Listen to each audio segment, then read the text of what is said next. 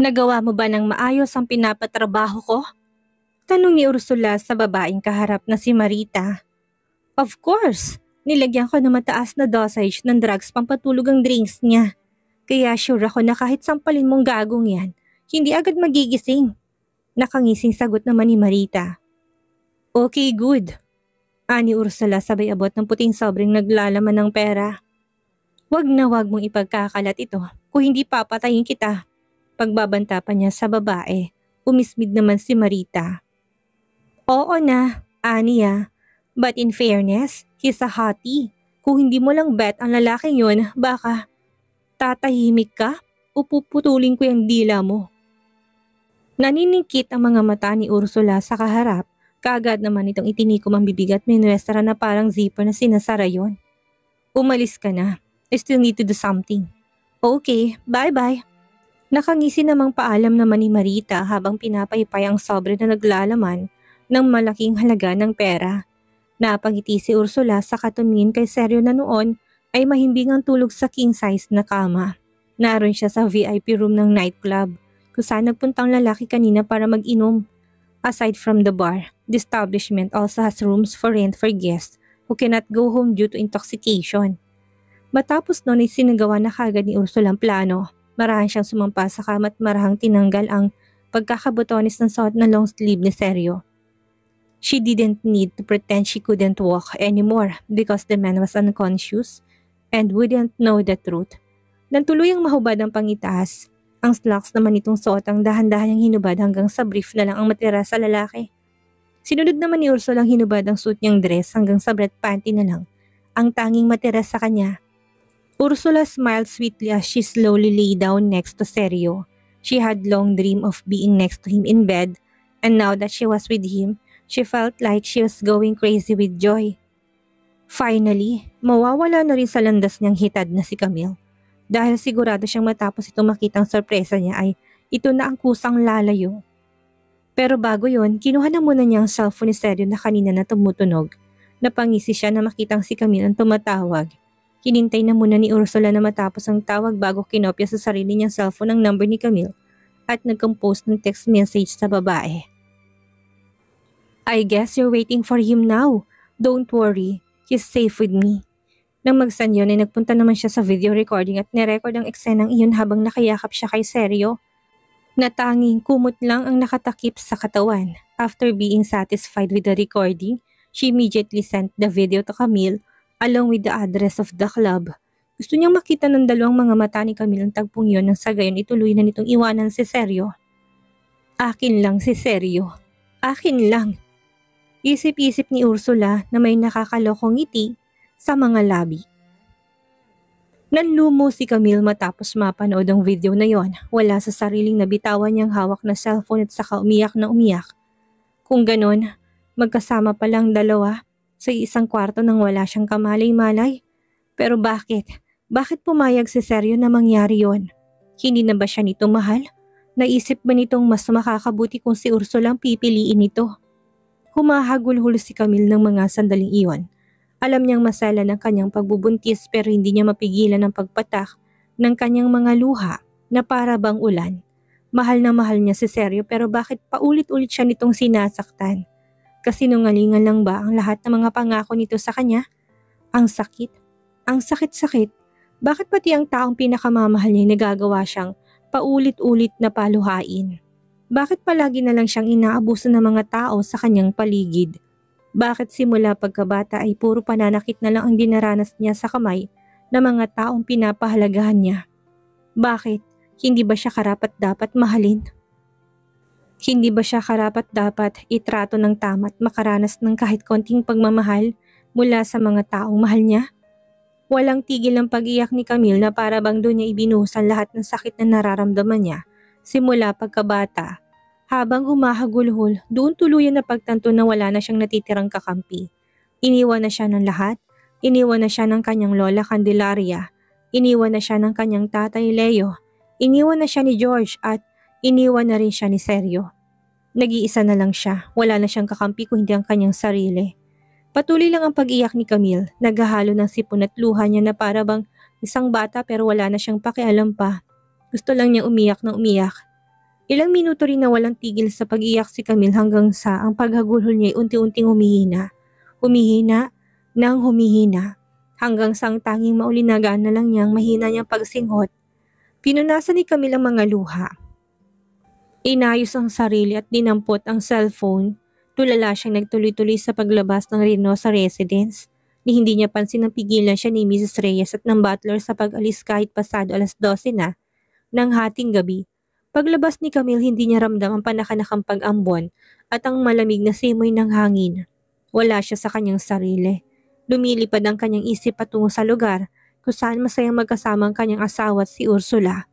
Sakay ng taxi, nagpahatid si Camille sa address ng nightclub na ibinigay ni Ursula. Gusto niyang makita ng dalawa niyang mga mata na si seryo ngayon at hindi lang gawa-gawa ni Ursula. Walang imik at nakatingin lang si Camille sa labas ng bintana sa buong durasyon ng biyahe. Iwala siyang kamali-mali na kanina pa may motorsiklong pasimpleng nakabuntot sa taxi sinasakyan niya. May 1 oras din na bago nakarating si Camille sa destinasyon. Basta na lang inabot ang bayad sa taxi driver at mabilis na bumaba. Nang mga sandaling iyon, parang isang robot si Camille na nakaprogram na lang sa isang bagay. Mabilis na nakapasok si Camille sa loob ng nightclub. Yun ang unang beses niya nakapunta sa magulo at maingay na lugar pero ni isa sa mga yon ay hindi niya pinansin. Sa halip sa information desk siya ng club nagtanong tungkol sa room number kung saan ang kanyang asawa. Pwede ko bang malaman ko anong room number ni Sergio Reynoso? Tanong ni Camille sa babaeng blankong ekspresyon at malamig ang tinig. Baka sa mukha ng receptionist ang pag-alinlangan. But ma'am, we're not allowed to give out private information about our clients. Asawa niya ako. Puto ni Camille sa babae sabay lahat ng kanilang wedding ring. Dahil ba kasi itsura ni Camille ang kaseryosohan, kaagad din ibinigay ng babaeng room number na pakay ni Camille. Second floor, VIP room, number 4 po ma'am. Hindi na pinansin pa ni Camille ang nagsasalita at basta na lang siyang umalis at nagtungo sa second floor ng naturang club. At dahil halos nasabungod lang yun, kaagad na bakit ni Camille ang number na nasabing kwarto. Doon muling nagbalik sa wisyo si Camille, nanginginig ang mga kamay niyang pinitang doorknob na sinadya ni Ursula na huwag isara. At doon tumambad kay Camille sa seryo at si Ursula na magkatabi sa kama at mahimbing na natutulog. Muling bumalong ang mga luha sa mga mata ni Camille habang nakatingin sa napakasakit na eksenang yun. Parang tinutusok ng maliit at libo-libong karayom ang kanyang puso hanggang sa pakiramdam niya nagdurugo na yon. Biglang nagdilim ang paningin ni Camille sa galit niya hablot niyang ceramic flower vase at pinato sa sahig. Otomatikong nagising ang mga to dahil sa nabasag na vase at ganun na lang ang panlalaki ng mga mata ni Seryo sa nakita. Simula ngayon, hiwalay na tayo. Total wala ka namang bayag dyan. At tsaka na lang magpakasal sa babae niya na walang delikadesa at magsama kayo hanggang sa impyerno. Galit na bulalas ni Camille sabay tapon ng wedding ring sa mismo mukha ni Seryo at tumakbo palabas. Sa isang iglap nawala si Camille sa paningin ni Seryo. Gulong-gulo siya sa nangyari. Ano bang nangyari? Bakit nasa kwarto siya at kasama si Ursula? Ang huling natatandaan lang niya ay nagpakalango siya sa ala kasama ang isang babae. Bumalikwas ng bangon si Seryo at doon lang niya napansin na nakabrief lang pala siya. Si Ursula na nasa tabi niya at nakatakip ng kumot ay tulad din niyang walang suot na damit. Posible kayang may nangyari sa kanila ng babaeng ito? Imposible. Kahit lasing na lasing siya, hindi niya papatulan si Ursula. Sinusumpa niya yon. But why can't he remember what happened? Or maybe it was all just a ploy to break up things between him and Camille. Nanginginig sa galit na sinuot ni Seryo ang pantalon sa kasinugod si Ursula noon na para bang walang kaalam-alam sa nangyayari. Nagdilim ang kanyang paningin kaya umibabaw siya dito at sinakal ng 2 kamay ang leg nito na para bang gusto na itong lagutan ng hininga. What did you do to me? May pinainom ka ba sa akin? Tell me you goddamn witch! Nanilisik ang mga matang tanong niya. Hindi pansin ni Seryo ang pangingitim na mukha ng babae na para bang konting sandali na lang ay malalagutan na ng hininga. Sabihin mo, anong pinainom mo sa akin? Subalit dahil hindi na makapagsalita si Ursula at hirap na siyang huminga kaya ang tanging nagawa lang niya ay umiyak at umiling-iling. Kung hindi pa dumating ang mga security personnel ng club at pumasok sa kwarto, kung nasa ng dalaway baka tuloy ng malagutan ng hininga si Ursula. Seryo's face was so frightening at that moment that even the security personnel back away from staring at him. Ursula coughed as she held her red neck. She thought it was the end of her. But luckily the useless guards arrived. Pero kahit ganon, Sa loob-loob ni Ursula, napakasaya niya dahil sa nakitang reaksyon sa mukha ni Camille. Sigurado siyang sa pagkakataong iyon, tuluyan na nitong iiwan si Sergio. Pagmamayari na niyang lalaki. But before that, she had to finish the plan. And what she had done was just the beginning. Sa oras na malaman kung pakana mo to, papatayin kita. Banta pa ni Sergio bago dinampot ang pangitaas na damit at wedding ring na binato ni Camille. He ran after Camille, who had probably already left the club, but he was surprised to find that it was raining heavily. Umahon ng matinding kabat pag-alala niya para sa asawa, kaya kahit malakas ang ulan, ay sinugod niya yon. Hindi alintana kung mabasa siya ng ulan. Tumakbo siya patungo sa kalsada, subalit walang Camille siyang nakita. Pero hindi nawala ng pag-asa si Sergio. Tumakbo siya ng tumakbo kahit nabasang-basa na siya ng ulan. Panay rin ang paglingan niya sa mga taksing nagdaraan at nagbabakas sakalin sakay noon ang babae. O kaya naman sa mga establishment na maaring pagsilungan nito. Wala siyang pakialam kung basang-basa siya at nangangatog sa lamig. Hindi niya nararamdaman yon dahil ang tanging nasa isip lang niya ay si Camille at makapagpaliwanag sa mga nakita nito. "Shit, where the hell are you?" Hinihingal na wika ni Sergio sa sarili na para bang basang sisiw na panay ang lakad takbo sa gitna ng malakas na ulan at madilim na kalsada. Lakad takbo, hinto at takbo ulit. Paulit-ulit ang ganong gawin ni Sergio pero walang Camille siyang nakita. Sa halos isang oras niyang paghahanap, pagod na siya, hingal na hingal at nilalamig pero hindi pa rin siya sumuko. Patuloy pa rin siyang naghahanap kay Camille sa madilim na kalsada. Hanggang sa isang grupo ng mga kalalakihan ang humarang sa kanya na marahil ay nag-aabang na mabibiktima sa kalaliman ng gabi. Tulad niya, walang pakialam ang mga to sa malakas na ulan at ang mahalaga lang ay makadalihan siya ng pangbisyo. Shit! Usal ni Sergio sa sarili na makitang may 5 kalalakihang na sa tingin niya hindi nalala yung edad sa kanya. Naalerto pa siya nang makitang naglabas ng balisong ang isa at dahil madaling araw na yun ay malakas pang ulan. Kaya bukod sa kanila ay wala na siyang nakikitang ibang tao. Ibig sabihin ay malabo na makahingi ng tulong. Wala rin siyang dalang phone dahil nakalimutan niya yun sa nightclub. Mukhang big time itong isa. Mamahalin ng suot na relo. Anang isa sa mga to na sa tingin niya yung leader ng mga to. Kunin na yan. Kumilos ang 4 sa mga to at naghanda ng pagsugod. Pero biglang nagsalita si Sergio na ikinatigil ng mga to. Ito lang bang gusto nyo? Tanong niya sa mga to sabay hubad ng relo tinaas. Sa inyo na ito. Pero padaanin niyo ko. May hinahanap akong importanteng tao. Kulang yan. Ano ang lalaking pinakamatanda? Magbigay ka pa ng alahas at pera. Alam kong meron ka dyan. That watch is worth 1.5 million pesos. Sagot ni Sergio sa lalaki. Hindi ako nagbibiro. Pwede niyo pa yung ibenta na mas mataas sa black market. Ganun ba? Nakangising sagot naman ng lalaki. Kung ganun, naka-jackpot tayo mga tol. Anito sa mga kasamang nakangiting aso. Kapkapan niyo yan. Lahat ng makita niyo sa kanya ay kunin niyo. Tiba-tiba tayo ngayong gabi. Utos pa nito sa mga kasama.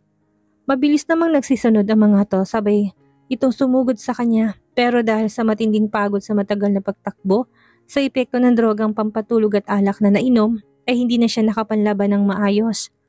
Every punch and kick they unleashed hit him directly in the body. He was able to retaliate with punches and kicks, but most of it only went into the air. Napaluhod na siya sa kalsada habang hawak-hawak siya ng mga to sa magkabilang braso. Duguan na rin siya subalit dahil patuloy pa rin ang pagbuhos ng ulan ay sumasama lang sa rumaragasang tubig, ang dugo sa pumutok pa niyang ilong at labi. Jackpot tol, may singsing pa sa bulsa, bulalas ng isa sa mga lalaki. Meron din sa daliri pre, sabat naman ng isa pa. Mukhang mamahaling wedding ring. Nang marinig yun ay nagising ang diwa ni Sergio, nanlisik ang mga mata niyang tinitigan ng mga to na para bang papatay siya ng tao. He would never allow them to take the only thing that symbolizes his love for Camille.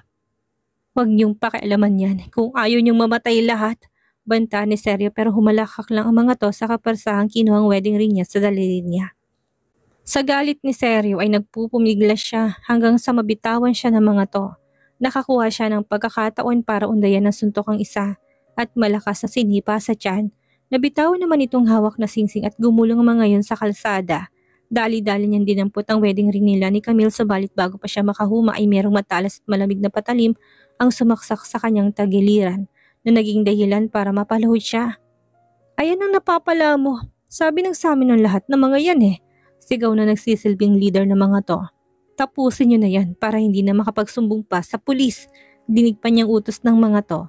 Hindi na makakilos pa si Seryo at makapanlaban dahil pakaramdam niya ay naubos ng kanyang dugo. Hanggang isa pang muling saksakan tumama sa kanyang likod at isa pa sa dibdib. Dahil doon ay tuluyan ng nakahandusay si Seryo sa kalsada habang umaagos ang sariwang dugo. Kasabay ng pagbuhos ng ulan ay tumulo rin ang luha sa mga mata ni Seryo. Nagsisisi siya. Sising-sisi siya, maling-mali na pinagdududahan niya si Camille. Alam niyang maraming paraan para mapatunayan kung totoong bawg siya o hindi. Pero dahil pinairal niyang pagiging makasarili, ayun ang kinahinatnan ng lahat. Ikinurap-kurap ni Camille ang mata, tumambad sa kanyang isang ingrandeng kisame. At kahit bahagya pang nalalabong kanyang paningin, alam niyang wala siya sa ospital o kaya naman sa Reynosa residence. Naroon siya sa isang kwartong hindi pamilyar sa kanya at unang beses lang niyang nakita. Bumalikwas ng bangon si Camille nang biglang maalalang mga nangyari. Bakit siya naroon? Anong ginagawa niya sa lugar na yon? Malinaw pa sa kanyang alaalang lahat bago siya mawala ng malay. Matapos makitang eksenang yun sa pagitan ni Seryo at Ursula, ay mabilis siyang tumakbo palabas ng nightclub. Hindi siya nagpatinag kahit napakalakas pa ng buhos ng ulan. Sinugod niya yon habang humahagulhol. Tumakbo siya ng tumakbo na para bang merong humahabol sa kanya. Subalit bigla na lang umikot ang kanyang paningin at bago pa siya nawala ng malay, ay isang lalaki ang sumalo sa kanya. Ang assistant ni Mr. Inoue. Lumingalinga si Camille sa paligid. Malakas ang kutob niyang naroon siya sa bahay ni Mr. Inoue. Subalit ano naman ang kailangan nito sa kanya? Masamang tao ba ito? May masama ba itong balak sa kanya? At bakit naroon siya sa lugar na iyon ang assistant nito? Pinususundan ba siya nito? Gumapang ang kilabot sa kabuuhan ni Camille na mapagtantong baka masamang tao nga si Mr. Inoue. Pero nakapagtataka meron din sa kaibuturan ng kanyang puso ang nagsasabing mabuting tao ito. Maya-maya pa'y napaigtad si Camille na makarinig ng pagbukas ng pinto ng kwarto kung saan siya naroon. At ganun na lang ang takot niya nang makitang pumasok doon si Mr. Inoue, ang assistant nito at isa pang lalaking hindi niya kilala. Gising ka na pala, Iha. Kamustang pakaramdam mo? Kaagad na tanong ni Mr. Inoue habang naglalakad papalapit sa kanya. Napakunot noon naman si Camille namang sandaling yon. Hindi niya maunawaan kung bakit mababa ka sa mukha nitong matinding pag-alala habang nakatingin sa kanya. Pero sa dami ng pinagdaanan niya, hindi na siya basta pamaluloko sa ganung bagay. Naging alerto si Camille. Kumilos siya takamang bababa ng kama nang pigilan siya ni Mr. Inoue. Calm down, Iha. Wala akong balak na masama sa'yo. Maniwala ka. Anang matanda na huminto ng 3 metro mula sa kinaroroonan niya. Bakit po ako nandito? Anong kailangan niyo sa akin? Nautal na tanong ni Camille sa nanginginig na tinig. Sinulyupan din niya ang 2 lalaki na kasama ni Mr. Inoue. Nakatayo lang ang mga to sa isang sulok at tahimik na pinapanood ang boss na mga to habang nakikipag-usap sa kanya. Kumalma ka na muna, Iha. Anang Carson sa dalaga na puno ng takot sa muka. Hindi niya ito masisisi dahil nasabi na sa kanya ni Detective Cruz ang mga pinagdaanan nito simula nung musmus pa ito. Bumaling siya sa kanyang assistant na si Sechi. Iha, makisuyo ka kay Nanay Panya. Magdala ka mo dito ng tubig. Malumani na utos ni Carson. Okay sir, anang Sechi sa mabilis na lumbas ng kwarto. Habang naghihintay, muling binalingan ni Carson si Camille at saka humugot ng malalim na hininga bago muling nagsalita. Iha, maniwala ka sa akin. Wala akong balak na masama sa'yo. Gusto lang kitang makausap tungkol sa isang mahalagang bagay kaya sana'y makinig ka sa akin. Nakikiusap na wika ni Carson. Hindi maunawaan ni Camille kung anong nagtulak sa kanyang maniwala sa matanda. Kumalma siya at ang pagpapanik na naramdaman niya kanina ay biglang naglaho nang makitang tila may kung ano sa mga mata ni Mr. Inoue na hindi niya mapangalanan. Ano po bang gusto niyong sabihin, Mr. Inoue? Tanong ni Camille sa lalaki. Sandaling nag-isip si Carson. Ngayong alam na niyang totoong katauhan ni Camille Asuncion, halo-halong emosyon na lumulukob sa kanyang puso habang kaharap niya ito. Nahihirapan siyang kontrolin ang damdamin at baka hindi pa man niya nasasabi ang lahat-lahat ay bumulalas na siya ng iyak. Maya-maya pa'y muling pumasok si Sechi sa kwarto na kasama si Nanay Panya, ang mayordoma ng mansyon. Matagal na itong naninilbihan sa mga Inoue, simula pa noong 10 taon pa lamang si Carson. Pasensya na sa istorbo, Carson. Ito ng tubig na pinakukuha mo. Sinamahan ko na rin ng paracetamol tulad ng bili ni Doc Makaraig. Anang nanay pa niya sabay sali ng tubig sa baso at inabot kay Camille. Siya na ba ito, Carson? Tanong pa ng may Rodoma habang pinagmamasdan si Camille. Kaswal na pangalan lang ang tawag ni nanay pa niya kay Carson dahil yun mismong gusto ng lalaki. Tinuturing na kasi niya itong pangalawang ina at ganun din naman si nanay pa niya. Parang anak na niya si Carson dahil matandang dalaga siya at walang pamilya. Thank you, Nay Panya, ani Carson. Oo, siya na nga yan. Hindi may tagong saya sa mga mata ni Carson ang sabihin yon. Walang duda. Kamukhang kamukha niya nga si Rebecca, anang nanay pa niya na. Bakas din ang saya sa habis na mukha. Matapos yun isinenyasan ni Carson si Manang Panya na lumabas na muna, maging si Sechi. Ang tanging natira lang sa loob ng silid si Detective Cruz na siyang magpapaliwanag ng lahat. Samantalang gulong-gulo si Camille sa lahat na nangyayari. Wala siyang maintindihan sa pinag-uusapan ng mga to. Sari-saring tanong ang pumapasok sa kanyang isipan. Sino si Rebecca na kamukha niya? Ilang sandali pa'y tumikim si Carson dahilan para mapatingin sa kanyang babae. Alam ni Carson na gulong-gulo na si Camille sa mga nangyari kaya naman hindi na siya mag-aksaya pa ng oras at aminin na niyang lahat. I'm really sorry. I didn't know you were pregnant by a man named Sergio Reynoso. Panimula ni Carson, natigilan si Camille sa narinig. Paano niyo nalaman? Pinasusundan ba ninyo ako? At saka, anong kinalaman ng pagbubuntis ko sa usapang ito? Naalertong tanong ni Camille. Sinenyasan naman ni Carson si Detective Cruz na lumapit. Sumunod naman ito at mabilis na nagpakilala. I'm Detective Cruz, Miss Camille. Kumulat ang noo ni Camille habang nakatingin sa mga to. Detective, bakit? Ano bang kailangan niyo sa akin? Tanong ni Camille na nagsimula na magpanik. Siya ang may dahilan kung bakit ko nalaman ang nangyari sa'yo kanina. Matagal na kitang pinasusundan sa kanya, pag-amin ni Carson. Pero bakit? Sino ba kayo? Muling humugot na muna ng malalim na buntong hininga si Carson. Bago nagsalita at inabot kay Camille ang isang brown envelope. Kunin mo ito, Iha, at basahin mo. Malalaman mo mga sagot sa mga gumugulo sa'yo. Wala sa sariling inabot naman ni Camille ang brown envelope na yun at pinuksan. Nakita niya itong DNA test mula sa isang private clinic sa Makati. At gano'n na lang ang pagkabigla ni Camille na mabasa ang pangalan niya at ni Mr. Inoue sa DNA test result na yon. 99.99% match ang kanilang mga DNA. Ibig sabihin ay si Mr. Carson ang kanyang biological father.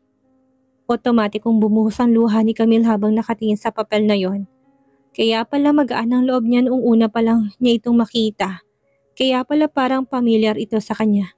Kaya pala, nananaginip ba siya? Totoo bang nababasa niya?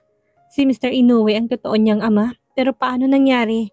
Nananaginip ba siya? Kung panaginip lang yon, ayaw na niyang magising pa. Tanggap na niyang ulilang lubos na siya kahit na masakit para sa kanyang bagay na yon. Pero ngayon, nasa harapan niyang isang lalaki nagpapakilalang ama niya. Parang hindi totoo. Napakahirap paniwalaan. Maya-may nagbalik sa wisyo si Camille at napatingin sa matandang kaharap ng marinig niyang humagulhol ito. Anak ko, I'm sorry kung ngayon lang kita nahanap. Please forgive me. Patawarin mo ko dahil nakaranas ka ng kalupitan. Dahil sa kapabayaan ko. Doon na tuluyang nagsingkin kay Camille ang lahat. Hindi yun isang panaginip. Si Carson Inoue nga ang tunay niyang ama na hindi niya nakalang makikilala pa. Papa, hagulhol ni Camille sabay takbo, palapit sa ama at niyakap ito ng mahigpit. Ano kayang mangyayari ngayon nalaman na ni Camille kung sino ang kanyang ama? Dito na ba magsisimulang pagbabago sa buhay niya? At anong mangyayari kay Sergio? Magawa pa kaya niyang mabawi si Camille? Malaman kaya niyang ginawang panloloko ni Ursula dahilan ng paglayo ni Camille sa kanya? Yan ang ating aalamin sa susunod nating kabanata.